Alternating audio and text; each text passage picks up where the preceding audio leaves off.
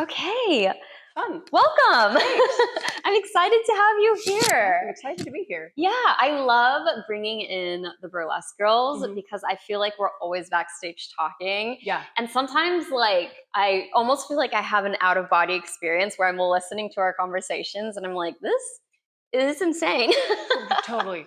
And I feel like some of the stories we have sometimes are just wild. Mhm. So that was kind of why I wanted to start the podcast in the Great. beginning. Yeah. But let's start with introducing you. Okay, great. Yeah. So your Great. name, what you do, all Perfect. that. Should I talk to the camera? Should I talk to You can look at me. Okay, great. Yeah. Perfect. I'm Ginger Collins. I'm a burlesque dancer, jazz singer, makeup artist in Hollywood. Jazz singer. Mhm. I didn't know Yeah. that. Yeah. Fun. How long have you been singing for? I've been singing my whole life. I Okay. started it with traditional choral music, so I was classically trained. And then I always wanted to sing jazz. I loved the 1930s and 40s and all the American songbook standards. So I know the last couple years Okay. I've been adding it to the mix. Okay, nice. Mhm. So it's not super recent. Yeah. Mm-hmm. How long have you been doing burlesque? Since 2016. So almost 10 years. Okay, yeah. A nice amount of time, Yeah. which is great. Yeah. I love that. Mhm. Where are you originally from? Born and raised in Seattle. Okay. Yeah. I didn't know that. Yeah. Born and raised in Seattle. I love it. I love the rain. I love the weather. Really? Mhm. Do you like California weather? I don't love California Really? weather. What? Oh my God, you're probably the first person ever that I've ever heard say that. Yeah, I'm one of the very few people, but Oh my gosh. I love rain and I'm a redhead. I wasn't made for sun. So you and I are very different there. I love the sun. I Totally. can't live without it. My friend is always saying how bad the sun is for you, Mhm. which I know it's not great, but I'm also my genes are from China, southern China, where it's Mhm. farmers and they're very dark. Yeah. So I think my family comes from more adapted, hot sun kind of place. Totally. You know? Yeah. But so I'm guessing then you just moved out here for Hollywood and Yeah. not the weather. Not the weather. No, I thought I might end up in New York or Europe. I could see that. Yeah, I could see Europe for sure. Yeah. Maybe someday still. But yeah, I moved out here in 2012 to do makeup. Okay. Was my main reason to move. Got it. And then I've been working in makeup ever since. And then I got into dancing partway through. Okay. So was makeup always the goal and burlesque is a side thing, or did you? Makeup was the initiative or the initial move. Got it. I got into pole dancing was my first love. Well, swing dancing was my first love. Okay. 1940s style, big band swing dancing. So that's always been my first love. But I took a pole dancing class when I was in college, and I was like, this is life. I love this. Amazing. So I moved to LA in 2012, went to makeup school, and I needed some kind of exercise or something. I was like, I should join a gym. And at the time, Crunch Fitness had poles. Okay. And I was I forgot that I liked pole dancing. I think in the move and with all of that, I forgot that was the thing that I did. Yeah. So instead of joining a gym, I went to pole dancing classes. Okay. At a place in NoHo, which is still my home. Luscious Maven is my pole dancing home. And so 2012, started taking pole dancing classes more regularly. And in October of 2012, they had a performance, a showcase that they did at a local bar. Okay. And I got accepted to be in the show, and I performed for my first time in front of people. Oh my gosh, fun! Yeah, it was life changing. It was so great. Amazing. So that kind of started the ball rolling. Okay. So makeup and dance have kind of been parallel. At times, putting more energy into makeup, and at times putting more energy into dance. Just kind of depends on what what flows at any given time. Yes, Hollywood is exactly the way it works out here. Right, you can't have all your eggs in one basket. Yeah, no, absolutely not. That would be terrifying. And you just did a movie, correct? Yep. Amazing. I just did a movie. I was doing makeup on a movie we shot in Montana and Oregon. Wow. It was awesome. We were all over Montana, and then we were in Bend, Oregon for 3 weeks, I think, 2.5 weeks. Yeah, it was great. You must have loved the weather there. I did love it. It was actually really beautiful. It was really sunny and beautiful in both places. Oh my gosh, fun. But the crew was super nice. It was great to have a break from LA. As I'm Yeah, sure you I'm understand. sure. Like, Yeah. to get out, and then it makes coming back to LA like sweeter. Yeah, definitely. I was just having a conversation with another model last night about how no matter where we go, we just love LA. We just always come back to LA. Mhm. And I think, and when you really look at LA as a city, terrible place to live. Totally. There's nothing logistically great about it. From like the streets, the homelessness, Right. the inflation, how gosh. expensive, like everything is terrible Right. about living here.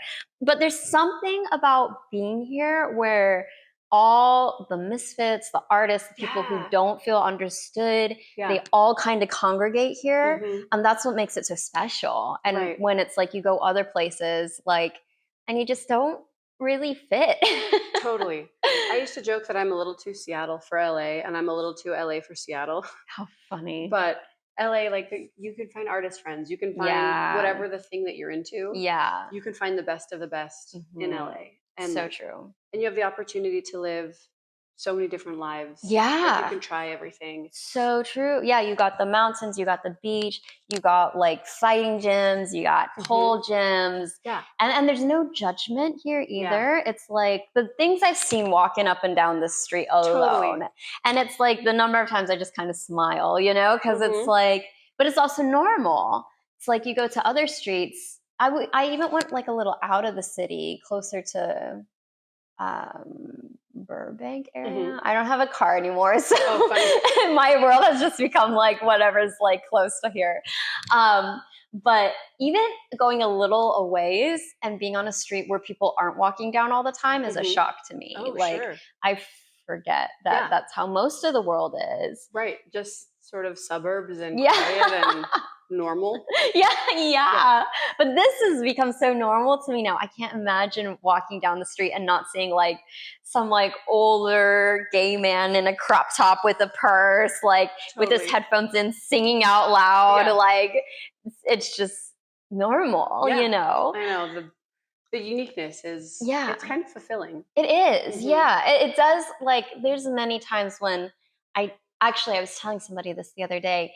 Sometimes I feel like I'm in a movie, but I think the longer I'm here, the more I understand that like majority of movies are written based off of like LA experience. Totally. Right. It's the writers that live in LA that are like, whoa, that was crazy. I need to make a movie. Yeah. I don't watch movies the same anymore because I'll see something that seems like totally absurd and be like, yeah, I experienced that last month. Like, yeah, me too. My friend just went through that. Like, and it's insane things. Like living in the city alone is so traumatic. Like this year alone, between like starting with the fires to like what all have we had? The fires, everything politically that's happened. Everything politically is crazy. All the ICE stuff.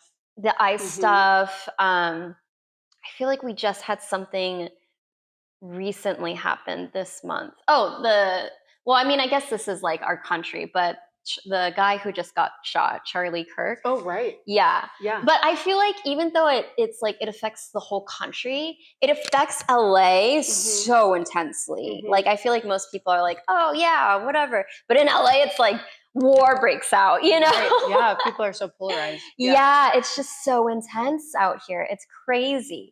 I'm so tempted to dive more in politically, but I always tell people, I'm like, this is not a political podcast. I don't want to. It's hard because it affects us. Yeah. It affects everyone in the country so heavily. But it is interesting how a lot of people in LA are affected. I almost feel like, well, I guess not more, but it almost feels more because it's not like we have just a job where if it affects the job, it affects us. We have so many different jobs that I feel like everything that happens politically affects us so intensely because it's going to affect one of our side hustles. It's going to affect one of our bosses. It's going to it's just everything is so intense out here. Right. Yeah. I noticed like one of my dancing jobs, I work for tips and it really makes a difference. Like how the economy is doing or what's going on politically. Yeah. And I notice like people don't come in as much, people don't tip as much. Definitely. It really makes a difference. It affects things heavily. Or even like how women are viewed. I feel like and our job is very unique. And so it does it affects us a lot. It's interesting because even reading the comments on here, it's just so insane that it's when I read the comments that I remember how uncommon our life is. And it is mind-boggling. Yeah. Especially like for people like us who have been in this industry or in the city for close to a decade or so.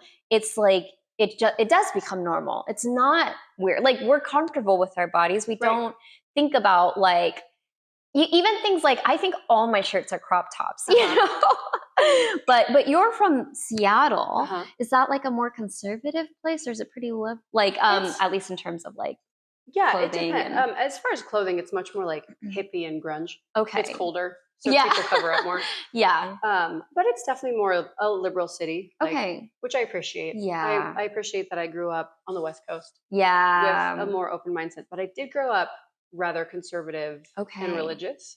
So I have maybe we talked about this before. So I have a background, like I've kind of have spanned the spectrum of experiences of being pretty conservative and very uptight and very locked down. And then the slow progression of embodiment and finding my own energy, finding my own sensuality, finding my own femininity, being comfortable in that. And the process and the journey of,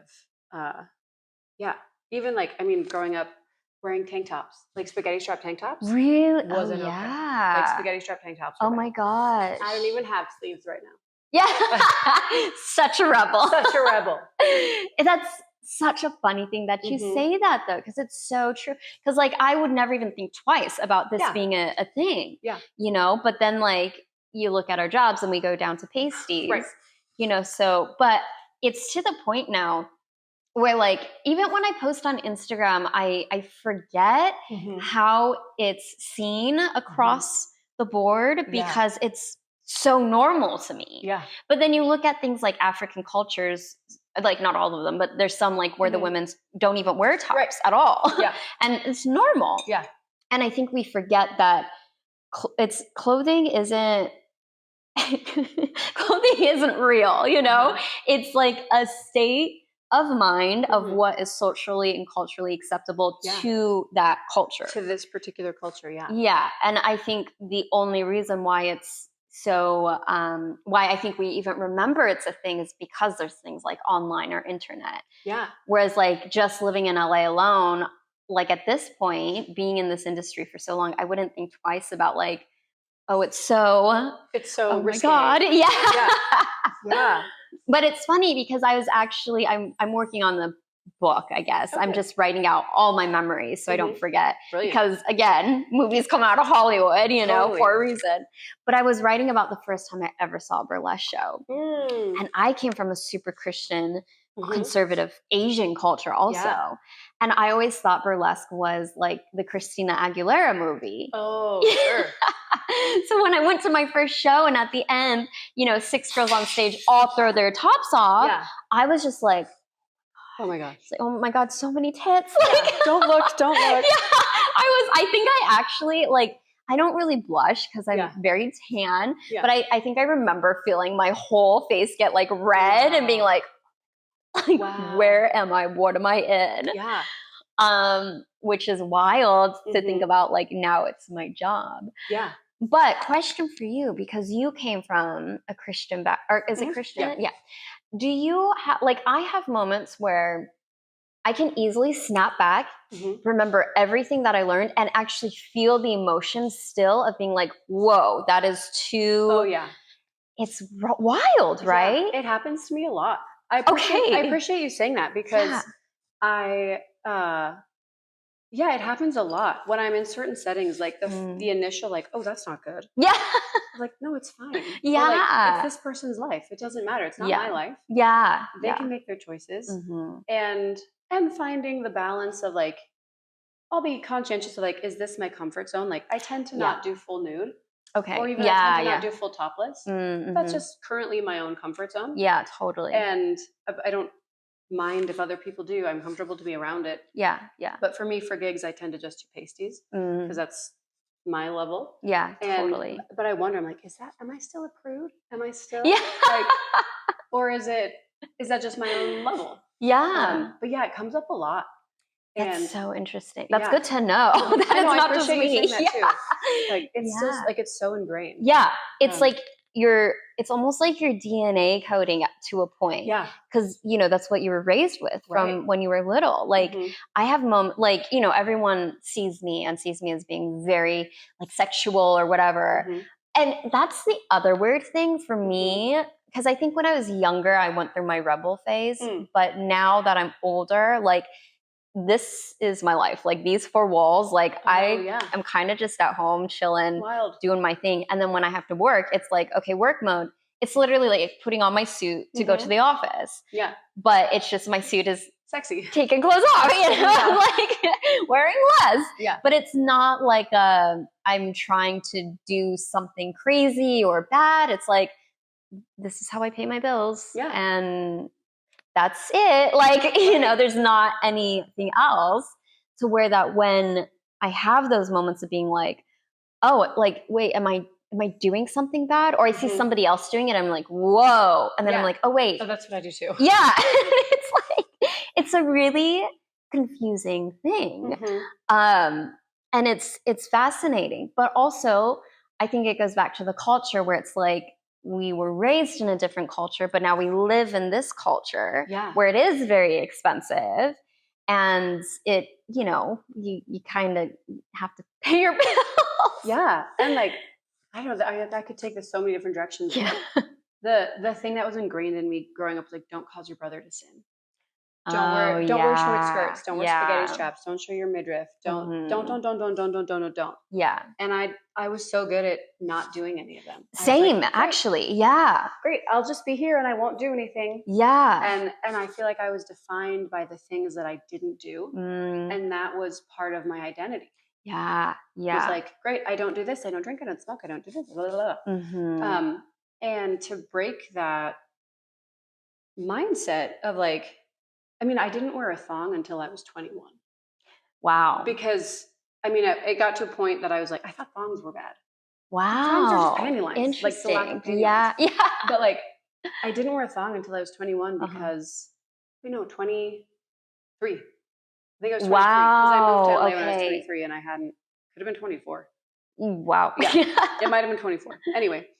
And then it got to the point that like, I hadn't worn a thong for so long that I was like, I'm just going to see how long I can keep going and not wear one just because it was funny. How funny. But that's another example of like a thing I don't do. Yeah. Becoming an identity. Yeah. And so now here in LA where it's like, try anything, try whatever you want. Yeah.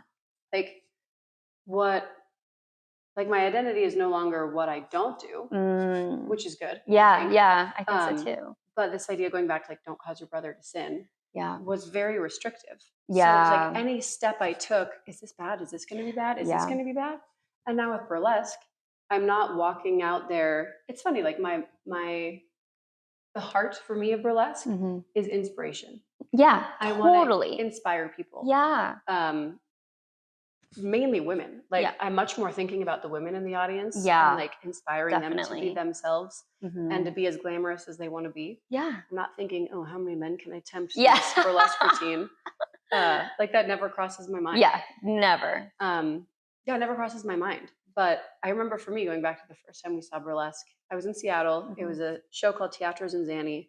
Oh, okay. And it was a great little like dinner theater circus. Yeah. And there was this little burlesque dancer, kind of Marilyn Monroe style.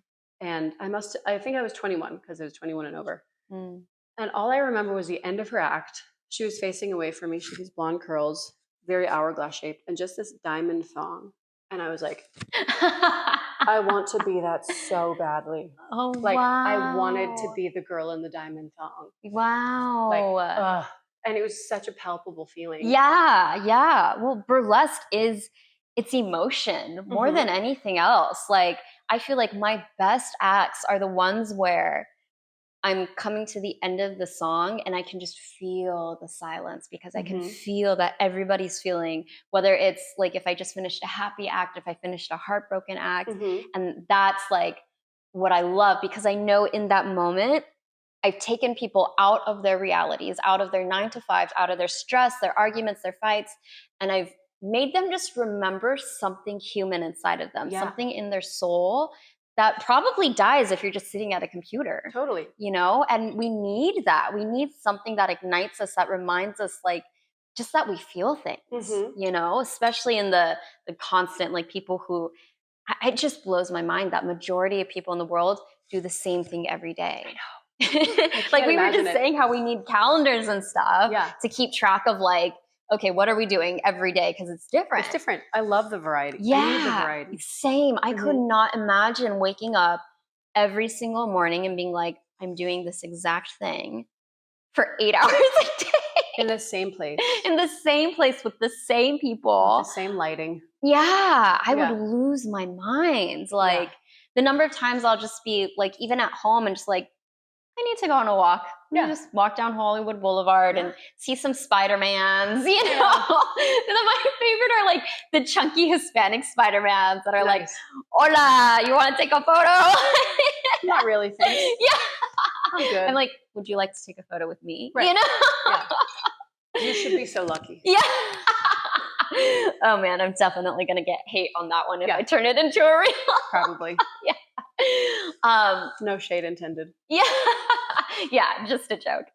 Oh my God, you said so many things though that I thought were so interesting. So one thing I really want to ask you, because this is something that I think about a lot. So first, I tell people with like burlesque shows, majority of my audience is like middle-aged couples, like men and women who are around 50, like not young, hot men. Yeah. And I always tell people, a burlesque dancer is nowhere near the same thing as a stripper. Totally different. Totally different. But like it outwardly, it looks the same, but the intention's different. The goal is different. The mindset's different. And it's actually very different. But I can see how if you're conservative, you're looking at it one way. Right. We are stripping off clothing. Yeah. Sure. And we get down to being very close to naked. But it's just not the same. Right. It's a very different air behind it. Yeah. And I have my stripper world and I have my burlesque world, and there's a lot of crossover. For sure. But even in my stripper world, I don't get all the way down to naked. Okay. For me. Because I work with jumbos. Oh, yeah. I forgot about Extra interesting. Okay, I have a lot of questions about that too. Perfect. First though, I wanted to ask, so coming from that Christian background and that do not, let your brother sin or, lead him to temptation or whatever. Totally. Because I struggle with that a lot also, but maybe in a different way where I tend to have like an all-consuming guilt. Like almost every time I post on Instagram, I'm like, okay, everybody's going to see me a certain way. Like all my guy friends are going to say things. If I'm dating someone, how am I about to be viewed? Totally. And it really weighs on me. Like I'll sometimes have something I'm going to post and sit there for an hour being like, do I really want to go through the mental anguish that I'm about to go through? Thanks for sharing that. Yeah, of course. And I think that's just it. A lot of people, because my page is the way it is, people will assume like, people do assume that I'm just like, woo, yeah, no clothes, whatever. Yeah. But it's actually really taxing on me because I'm like, well, I need to pay rent. Right. And I want to put my work out there so I get booked for more shows. Yeah. But I also know that like this one post, even though it's going to get like however many views or however many likes, even though the people who I know will give me the most shit are going to like it. Whereas if I post something conservative, they're not. They're not going to like it. It still weighs on me so heavily. And it takes a lot of like, I have to like mentally compartmentalize and like separate a part of like my soul away from like the work that I do. And it's really exhausting. Yeah. Which is why when I'm working more and I'm posting a lot more, I have to be in a certain space in life where all I care about is making money. And that's it. Mm-hmm. Whereas if I'm in any kind of place where, like, usually if I'm more about love, I'm posting less. Mm-hmm. Sometimes, thankfully, I would say now I only date supportive partners because you have to, Totally. Huge mistake to not. Even huger mistake to try to date someone and change yourself for them. Yeah. Terrible. Totally.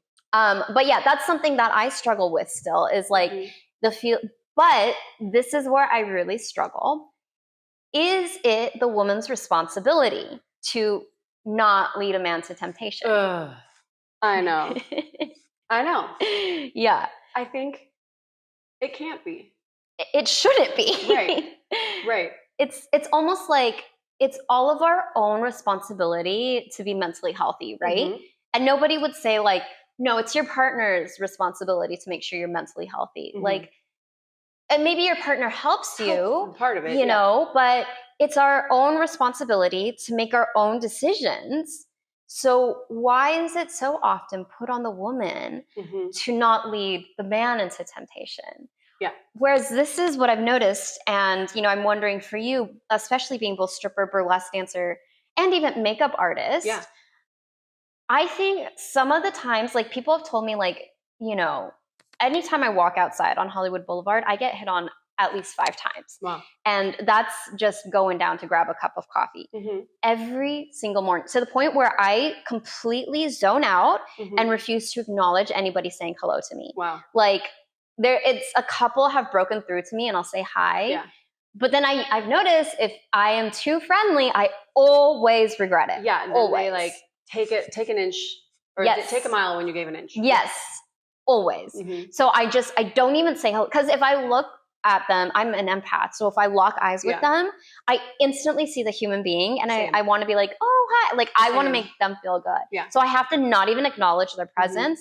Otherwise, it's going to take me an hour to get a cup of coffee. Yeah. Because I'm talking to, and you don't, like, people out here are crazy, You don't know who has a gun or like who's going to try to kidnap you. It sounds extreme, but this is LA. It's true. This is Hollywood. Yeah.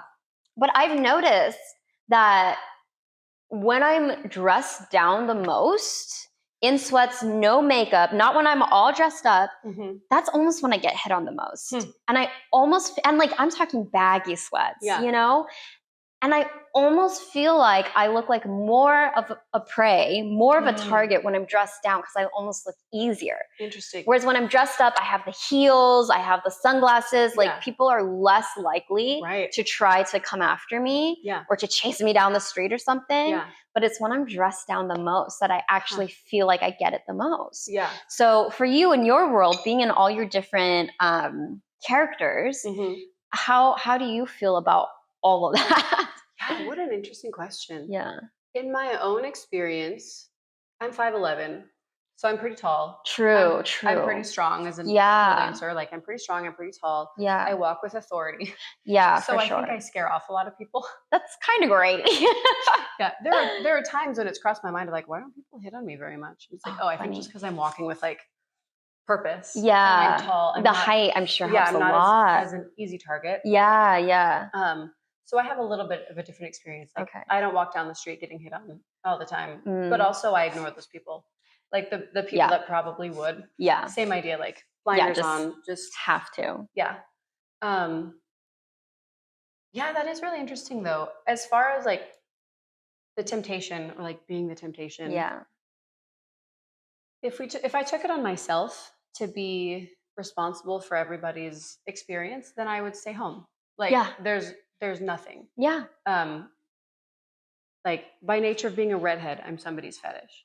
For sure. And like I might not never know that, but I'm not going to change my hair color. Yeah. That's so true. Yeah. And I think it's part of being human is being attracted to people and things and like I love a big muscly man. So like I'm gonna drool a little bit when a set of muscles walks by. For sure. And is that sinning? No, probably not. Like also, I think I've changed my mindset of like, I like it when people think I'm sexy. For sure. I like yeah. that. Like I don't find that a sin anymore. I don't think that's a bad thing. Yeah. And I don't know. I think there's a gosh, I could take this so many different directions. Like I told you there'd be things to talk it's about. Great. I love it. Yeah, we'll go there.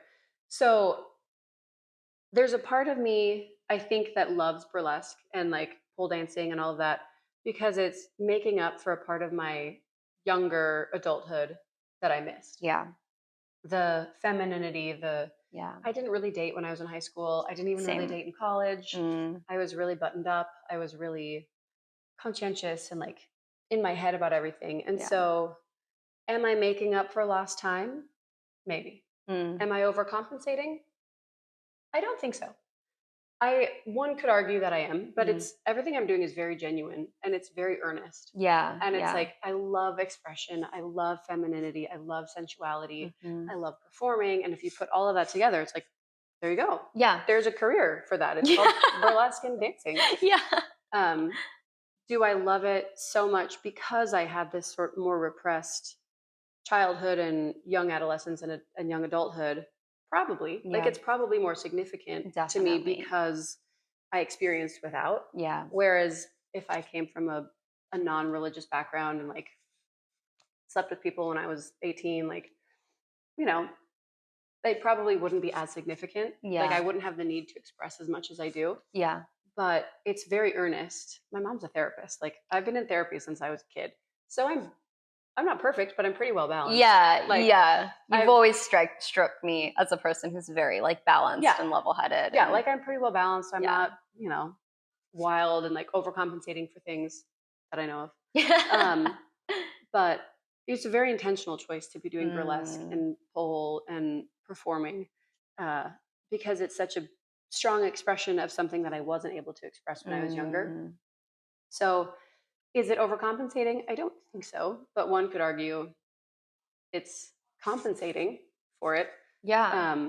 But it's still so meaningful. Yeah. And then for me, I'm more focused on the heart of it for me, like my intentions are again not to like how many men can I seduce tonight? Like I don't care. It's more like how many women can I inspire? Because I was so inspired by Little Miss Diamond Thong so many years ago. To like live my best life and pursue as many rhinestones as I can pursue. So I think for me that the heart of it is self-expression and inspiration. And so when the heart is in the right place, I think good things come from that. Yeah. So whether or not someone thinks dirty thoughts I hope they do. I want to inspire couples to go off and get kinky. Totally. That's what I used to say for one of my shows. I used to be like, my goal is that by the end of my act, you want to fuck. Yeah. Not that you want to fuck me, but you want to go home and fuck who you came with, like, because my show, I think that got that kind of like animalistic, soulful feel that made me really feel something was the Toledo show. Oh, yeah. Yeah, and I used to dance in that show. And I actually went back last weekend to watch it just to like be re-inspired because, like that's not like a show you do to become a millionaire, and there's no stage, like it's a tiny room, but it feels like there's something about the way he does the show. I actually think I want to bring him on the podcast there because he'd be great, but something about the way he does the show that like it makes you feel something like deep in your soul, and that's a really incredible thing that you don't get in your day-to-day life. Totally. And I think we forget that we're I don't know, I guess spiritual, but like we're humans, like that feel things. Yeah, we need feelings, we need experiences, we need all that inner expression. Yeah. And that's a big thing, like that makes us different from robots and all this AI that's coming out, which I actually think I'm going to bring on somebody a tech guy to talk about AI. But I think it's so interesting because we do have, like, it's so crazy I'm about to say this, but we do have robots taking our jobs now. It's happening. It's beginning. And there's no escaping it.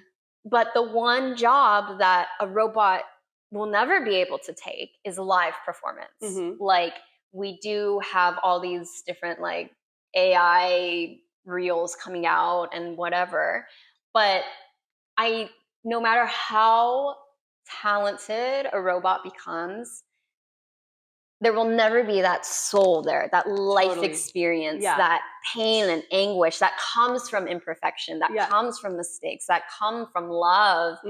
Like, I mean, unless aliens become sentient or whatever, who knows? Who knows? We already have self-driving cars. It's happening.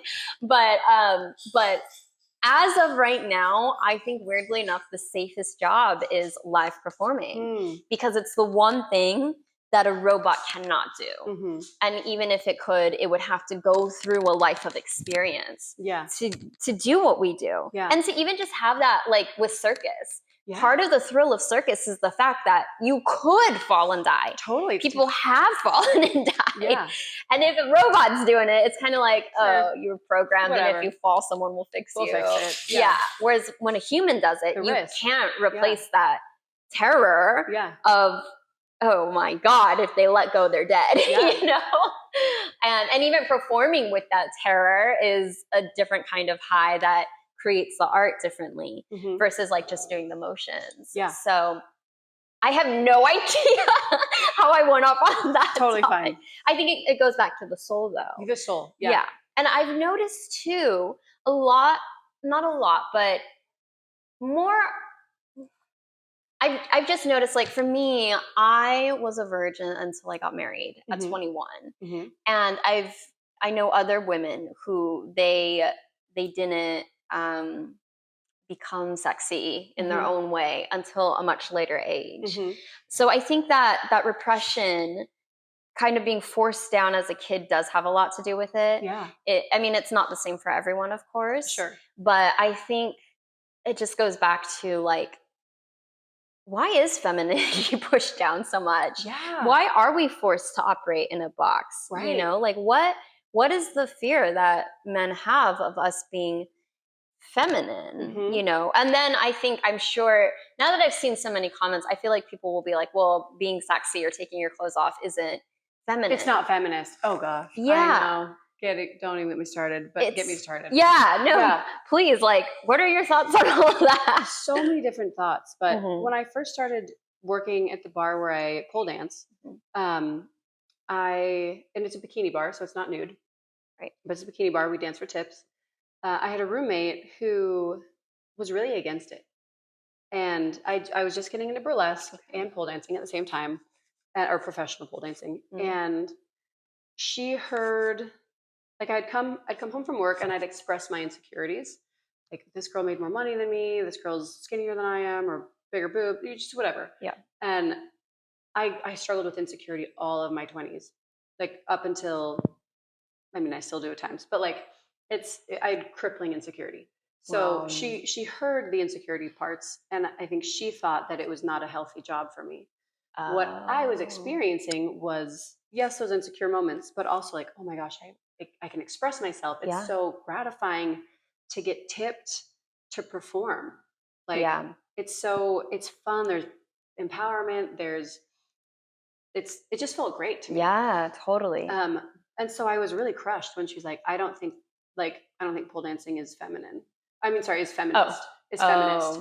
And I was like, it's given me my life. Like, pole dancing for me, I asked a question the other day, or was asked a question of like, what was a decision that changed your life? And my answer was picking up pole dancing. Wow. Because it was what finally got me into my body and like expressing and processing my feelings and being embodied. And it's led to all of the choices that I made and like cool experiences.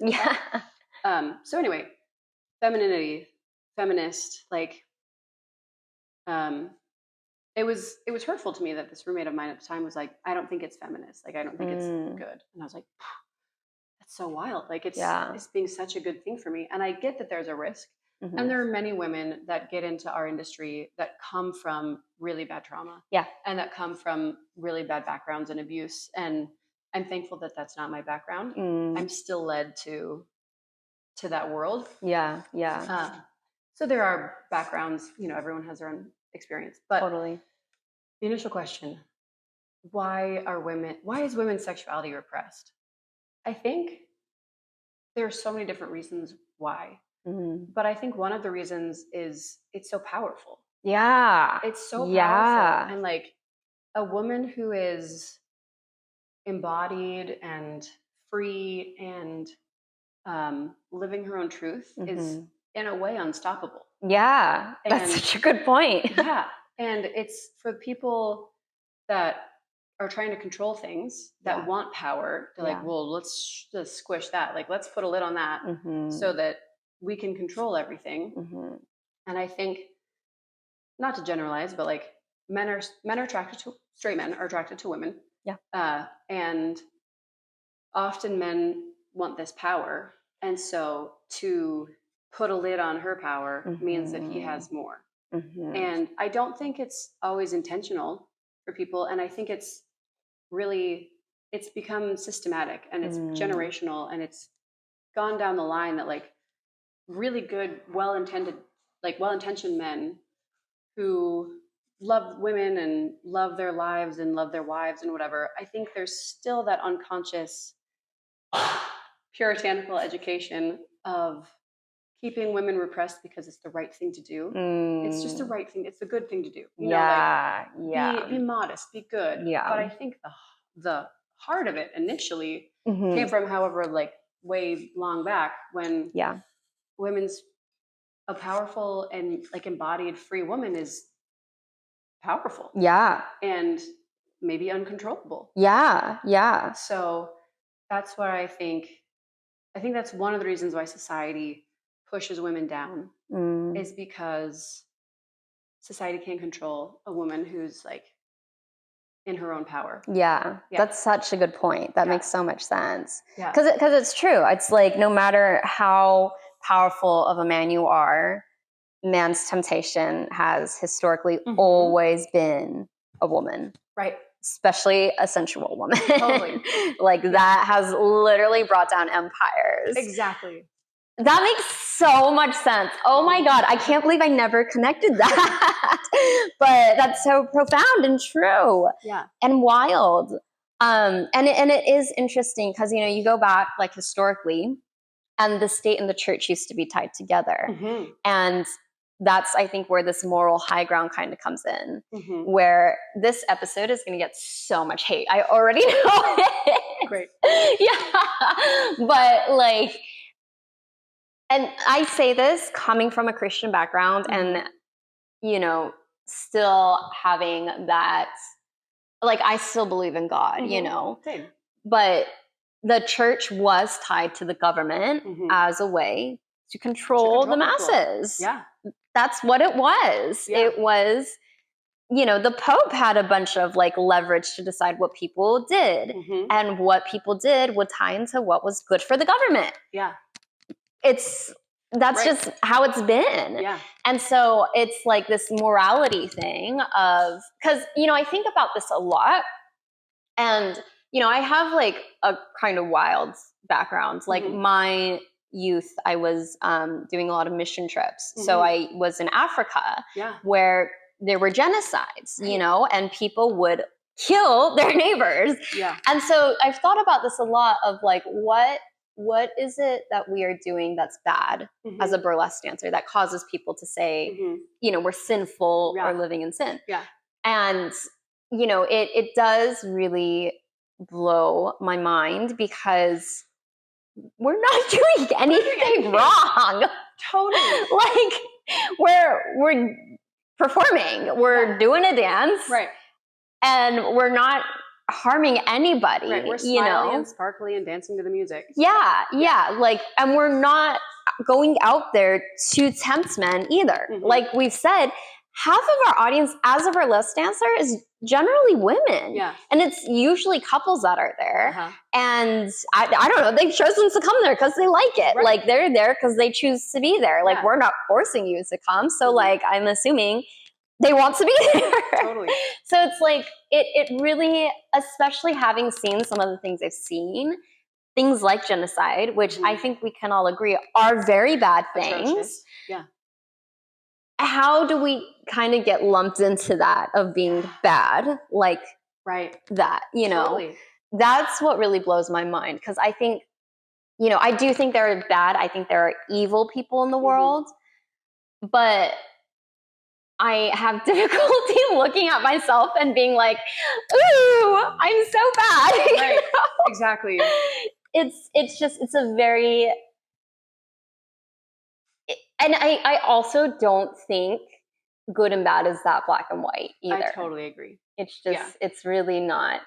So, and this is the second time I'm getting into the Bible, but if you look in the Bible, and if you actually read the Bible, I went to a Baptist university, so I actually studied the Bible. I've read it 2 times through from front to end and have studied it. And if you really read it, it's not a bunch of people who are like, I'm holier than thou, and this is what I did to do that. It's a lot of murderers, prostitutes, tax collectors, like bad people. Yeah. And usually the holier than thou people are actually not talked well about in the Bible. They're the ones that get chastised by Jesus. Yeah. And so it always blows my mind because I feel like it's, if you read the book, it is such a basic thing that rings throughout every single chapter in the Bible to where it's almost like, if you're really a Christian, how are you literally judging my life right now? I know. Have you even read the book? Because you judging my life alone goes to prove you probably haven't. Right. And it just blows my mind. I know. Yeah.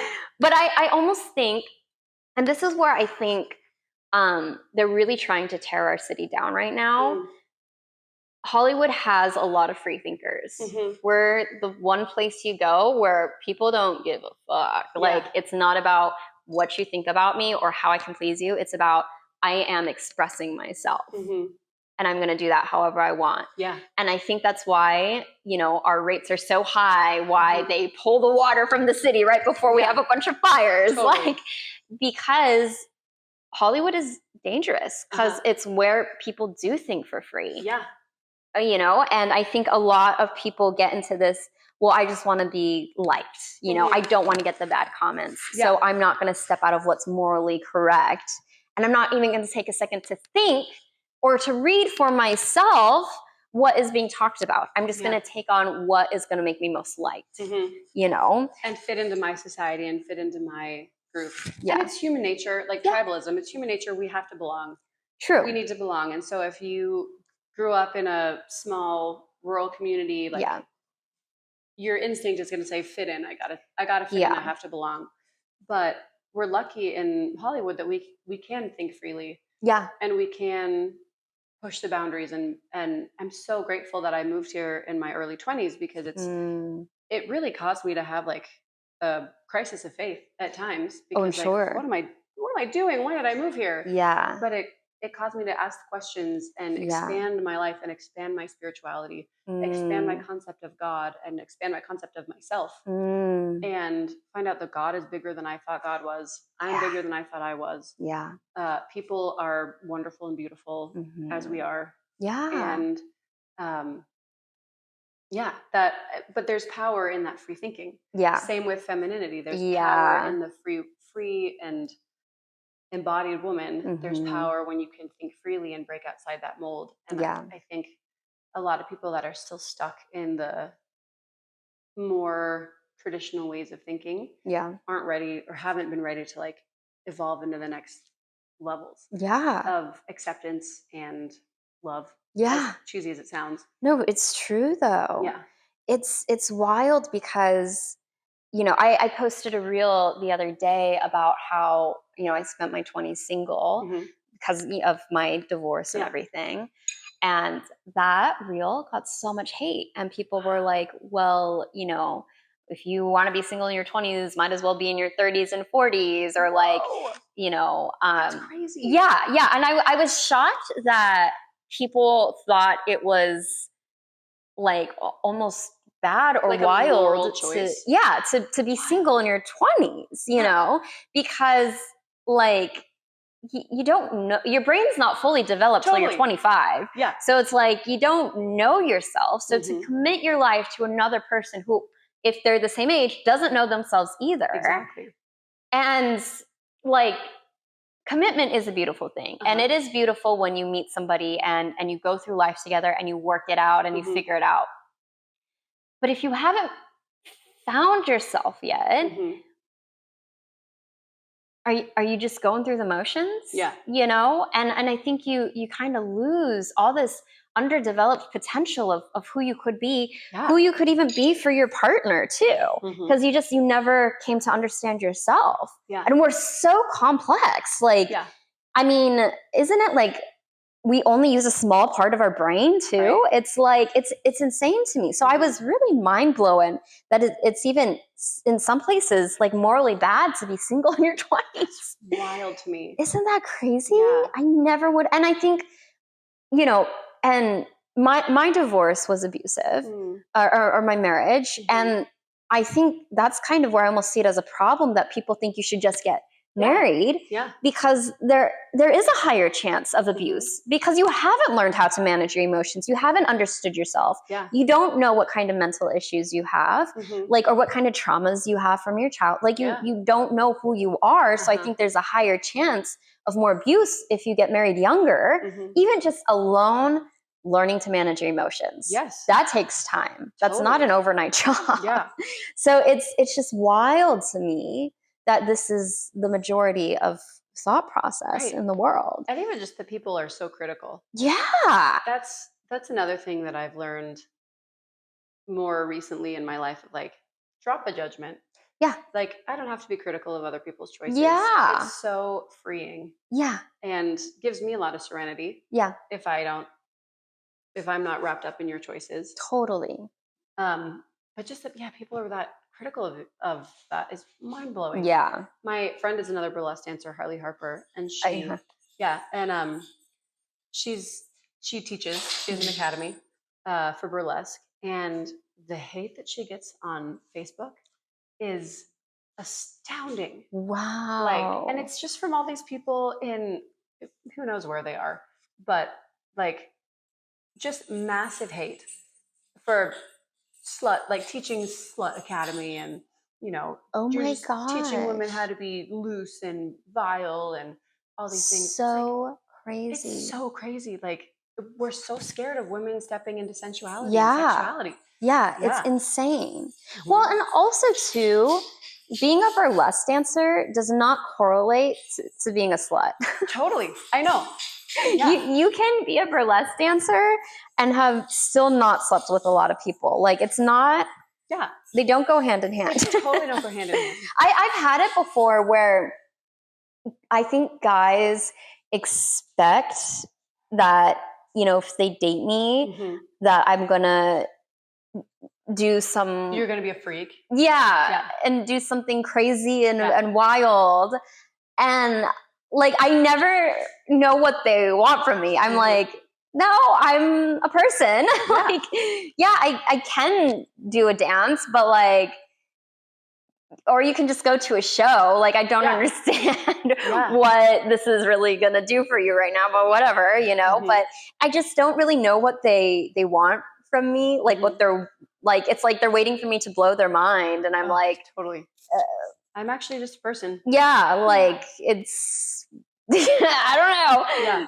Or I don't know. I always think that's kind of a weird thing. There's another route I could go with that, but I'm going to not. Sure, I know, totally. So many different options. Conversation. Yeah. It's insane. But it is interesting, like you said, just like how scared the world is of femininity, women in power, sensuality. Yeah. Because it is a powerful tool. Yeah. So do you find that to be a challenge in dating? Oh, that's a really great question. I do find that I'm trepidatious at times of like, when do I bring it up? Okay. I don't want to, on a dating profile, I don't want to put up my burlesque pictures because guys are Yeah. instantly going to think, oh, she's easy. Yeah. She's Yeah. like, she's Yeah. loose and easy, Totally. which I am not. Yeah, I think in all the time I've known you, I've heard you talk really about one guy. Yeah. Yeah. That's it. Right. And so I like, people, I often will also get like, oh, I'm a pole dancer. And people do the, like, oh, really? You are? And they like unconsciously do the full body look up. Oh, gosh. Yeah. I don't even think they mean to. Yeah. It's just like, it's just they ingrained. instantly see you as a sex object. Right. Yeah. So yeah, I've dated guys who didn't seem to care and then they did care. Oh, that's the worst. Yeah, I've dated guys who didn't care, but then wanted to make me jealous of other dancers, like other women I worked with. And he's like, "Oh, are you jealous? That's really hot." I'm like, "That feels terrible." Like, yeah, that was near the end of the relationship. Yeah, so, who like pitted me against other people. Like, that's awful. Awful. I know. So I don't know. I think it's interesting. I don't have an answer. I'm still single at the moment. But it's important to me to find a partner who is accepting of it. And also what I do is just performance. Yeah. Like it's not I'm not sleeping with everybody in the audience. I'm very faithful. I'm very like committed when I'm in a relationship. So yeah, I don't have an answer yet. I know my mom at times has thought like, well, have you tried giving up dancing and trying to find a nice church boy? Like, no, can't do it. Oh my gosh. I can't give up dancing just to find a man. Yeah. Like, as much as it would be great to have a life partner at this moment to like live life with, being true to myself and like expressing myself earnestly and organically every day is so much more fulfilling than trying to fit in with another person. Yeah. Let alone a man. Definitely. Yeah. Definitely. Yeah, I get my parents ask me that too. I mean, everybody asks me that, And the thing is, I have tried. I have tried to give it all up, change it all. Yeah. And I've realized I can't. Like I cannot. And I think that I used to think that having this career made dating more challenging because I couldn't find a man who would accept it. And in the past years, I've been very fortunate to have partners who are very supportive of my career. Right. And I've realized now the challenge is not finding a man to accept it. The reality is that I don't want to be with a man that can't accept it. Yeah. It's that I want to be with somebody, not who is okay with my sexuality or whatever. I want to be with somebody who is okay with me. Whoever I wake up and decide to be that morning, I want to be with somebody who loves me. Yeah. So if I did give it all up, I would want to know that they'd be supportive and they'd be like, great. Cool. If I do keep doing it, they'd be like, great, I love you. I'm not with you because of what you do or what you don't do. Yes. I'm with you because of you. Yeah. And I've realized that anything else is not going to work for me. It's not, it just won't, because I've kind of come to realize this, especially being like a successful independent woman. I don't need to get married to survive. Right. I can take care of myself. Surviving. Yeah, I'm fine. I don't need somebody to take care of me for the rest of my life. And so because of that, I don't have to go looking for a man. Right, there's not a desperation. Exactly. It's like I can choose to be with somebody because I want to be with them. Exactly. Oh man, I had a point that I was going with that. Oh, okay, I lost it. Right. I would help you if I could. I don't know. Yeah, that it tends to happen like every other episode or every so often. Right. But yeah, I just think it's important to be with somebody who loves you for you in any relationship. And if you feel like you have to change parts of yourself, I to this day can't explain why I like being sensual. Yeah. And some days I really, really do not. It's just also like I actually did try last year to change my entire career. I went to EMT school. I had a job lined up. They actually paid for my schooling. And I was going to do it. I swear to you, I talked to my mom every day while this was happening. And my mom is super Christian. It was like, no matter how hard I tried, everything in my life was not letting me get into this career. It was like there kept being something else I had to pay for. And now my car's not working. And now I have to get rid of my car. Oh, and I have to pay for this thing too. So like, to just get the job, it was like all these like little certifications or like permits or whatever. And like, who knew you had to pay for so much to just start a job, you know? Yeah, wild. Yeah, it was crazy. And then I had to get rid of my car. So now it's like, okay, well, now I have to Uber to the job. So I'm only going to end up making $50 a day because of paying for the Ubers back and forth. Brutal. And it's like, you know, on an ambulance, you're working 12-hour shifts. So $50 for 12 hours. And like, I worked so hard to be able to disappear out of this career if I wanted to. Yeah. And I was single too, so I was doing it for myself. And it was just like not working. Like it was to the point where it's like almost every time. Like I one day told my best friend I was going to delete my OnlyFans and just get my TikTok to grow enough to like have that income supplement. Literally a week or two after that, my TikTok got deleted. Oh my gosh. And I was like, and I was so ready to delete my OnlyFans. Wow. Yeah. So crazy. Yeah. And so that's not to say that like, you know, it's not to say whether like, oh, I'm being forced or like I'm a victim. Sure. I don't see it as being a victim at all. But I think my point is, it's not that I wake up every morning and I'm like, my goal is to be sexy. I just want to seduce men all day long. Like, that's it. Yeah. That's all I want. Yeah. I don't want a good man, blah, blah, blah, blah, blah. It's like, no, like I struggle. I struggle. And sometimes I do want to go a different route. But I also have to pay bills. Yeah. I'm also not willing or okay to give up my life just to find some guy to take care of me. Totally. I'm not willing to move back in with my parents just to find some guy in my hometown who doesn't understand me, who's not going to love me, who I'm not going to love, just so that I can move in with him so he can pay all my bills doing a regular 9-to-5 job and both our souls are dying. Because I know he won't be happy with me either. Like, I'm a little like, because that's the other thing too. Once you're an independent woman, you have your own thoughts, you have your own mind, you make your own decisions. Going back to being just the like, whatever you say. Yeah. It's not going to work. It's not. You can't put us back in the box. It's not. Yeah. And it's also a disservice to yourself and to what you could give to society. Like for me, like I think a fulfilling relationship is finding someone who is on your level, where you guys both have goals and dreams and you support each other and you elevate each other. Neither is in control, neither's putting the other down. Sometimes one is going to have a hard time and the other has to help lift them up. That's life. But you want somebody that you can do that with. And you want somebody who's going to love you no matter what, no matter what you do or don't do. And I think that's what's important. And the crazy thing is, I guarantee I will post reels like this and people are going to be like, oh, you sinful person. And it's mind-blowing. It's mind-blowing. You can't explain it to someone who doesn't get it. No. Like if their world is this big and your world is this big, you just can't explain you can't. The gap. You gotta let it go. You gotta let people be at their level and just let it roll off your back. Yeah.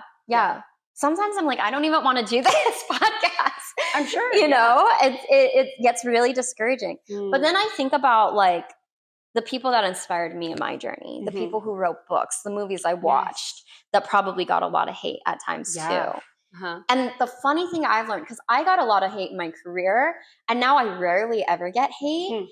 But I noticed once I hit a certain point, like a certain level of like being a professional, then even the haters started like being like, oh my God, you know, but until you hit that level, people are just going to talk shit. Because it's like, who are you? You're not shit. Until you become successful. And then like, they want a piece of it. Yes. I knew you when. Yeah. And that's why I think this podcast is important because I started it thinking I would do it for a male audience to get men to understand. Yeah. And then I realized I need to do it for the women. Smart. For the women who the ones who do want to break out and find themselves, who, you know, aren't just trying to live in the system. Yeah. And have that, just not like wanting to become sensual or sexual or whatever, but just wanting to find themselves and not just fit into a mold of I have to do A, B, and C. I belong to my dad, then I belong to my husband, and then I die, you know? Right. But it's the one who wants to live in the middle of, you know, I belong to my dad, I find myself, and then I find a partner that I live life with. Right. And we live in tandem. Yeah. Instead of belonging. Yeah, exactly. To somebody. Yeah. Yeah. Yeah. Because the root of the male-woman dynamic is that women were property. That's just facts. Right. Another thing that's coded into our DNA. Exactly. But times are changing. Times are trying to change back. But you're trying to change back. But it's like the last ditch effort, I hope, before we like do an upshift as a society. Yeah. Yeah. That it's the last ditch, like trying to cling to the past. Yeah. But I mean, things move like this anyways. And it's people like us that are going to take the hate and the heat to help usher in, like, it's not about, like you said, you do it more for the women. It's not about like how many men can I seduce. It's how many women can I inspire to just find yourself. Find yourself, whatever it is. Whatever that looks like. You want to be a professional baker? Go do that. Exactly. Yeah. Leave your accounting job and go be a professional baker. Yeah. I mean, women weren't even like allowed to do school at a point, you know? So it's like, and I'm sure the first women that went to college, I'm sure they got heat. Totally. There's no way. Like, even being an intelligent woman, you're still going to get heat. Not to say we're not intelligent, but people who are in academia. Yeah. Like, I told this story before, but like, there was a woman captain on the ship that I was on, and she was harassed so terribly. Even over the intercom, we heard it once. No way. Yeah. And it's like, it does not matter what industry you're in. Wow. As a woman, you are always going to get heat and get put down because sex is powerful. And you as a woman, you do have power to affect men in a way that they don't like. Yeah. And I do think as women, we do have a responsibility to, you know, handle that power responsibly. Yeah. And that's why too, like, I always explain to people, when I do my burlesque show, I am backstage the entire time. I go out for 5 seconds to do my routine and I go right backstage. And there is security everywhere. You're not going to get to talk to me. And it's not like I go out there and then I'm out socializing and getting numbers and like seducing every man I can. It is very much so an act and a job. Yeah. And as soon as my shift is over, it's done. You know, like, you don't get access to me, and I'm not trying to seduce you or whatever. You know? Right. And I think you're right. There is a responsibility to Spider-Man, with great power comes great responsibility. And this movie that I worked on, one of the men who was in a higher position was kind of negging me. He was like, "Oh, you dress so sexy, you seem so sexy, but when you get to know you, you're much more reserved." He's like, "Is there a panther inside of you? Is there like God?" And for a minute, I was like, "No, I'm just being professional. Yeah, like this. I'm a makeup artist on this job. Like, I'm okay. I look cute, but I still look appropriate. I dress appropriate. I'm not trying to seduce the men on set. Yeah. So you're just a woman. I'm a woman, right? Like, I wear red lipstick, so if that causes you to sin, that one's on you. Yeah. But which red lipstick was considered sinful at times in history. Yeah. Crazy, you know? So crazy. Because it got a response from men and they didn't like that. Yeah. And so it was an interesting experience with this director that, like, you know, he was negging me to almost pull out my sensuality for his sake. Yeah. But I kept it on lock, and it made it uncomfortable that he was like, "Why am I not getting it?" Ugh. Because I'm being professional. I'm a makeup artist. We're in Montana. Yes. I'm not trying to seduce you. No. And even if you are in a place of power, I think that time is closing where women have in the past had to use sex to move up the ladder. Right. Not anymore. Right. Yeah. crazy. Well, and also, even if you did have a panther in you, what is it his right to have access to that? Or to even know? Exactly. It's not. Right. And that was my thought. I was like, you don't know my background. You don't know what I can do on a pole or with floggers or like, you don't know my background. Yeah. And you don't, like, there's no reason why you need to know. Right. You don't get it. Yeah. You can come to my show. Yeah. Yeah. Buy tickets December 2nd, Studio City. Exactly. You can come to my show. Yeah. But even then you don't get access to the panther inside of me. Yeah. Because I'm the one who lets it out. Yeah. With whom I want to and when I want to. Exactly. Yeah. And that, it was a wild experience to just, it was very old school. Like, you know, and I did feel in that moment of like, should I shoot him down? Should I shut it down? And I still had to be conscientious because like, I didn't want him to change his approach to me and like hate me. Yeah. Or get you fired off the set or something. Exactly. Like, which sucks. Right. And I had to be still very conscientious of like, okay, kind of laugh it off, still be positive, still be optimistic, instead of being serious and like, no, man, knock it off. Yeah. You know, I had to be like, oh, ha, ha, ha. Yeah. I was just being professional. Ha, ha, ha. Yeah. Well, and that's what sucks. Like, it is, being a woman is such a delicate balance and game, especially like a working woman. Yeah. The number of bosses I've had who are into me, and I'm of course not into them, and I'm not trying to lead them on, but also if I am rude or if I'm not rude and I just try to shut it down, I do risk losing my job. There's a risk, And I already know people are going to be like, well, get another job. Right. At some point, you just have to pay your bills. Right. Like, and this is not just in one job. This happens in a lot of jobs, a lot of industries, a lot of careers, a lot. Like, it's not.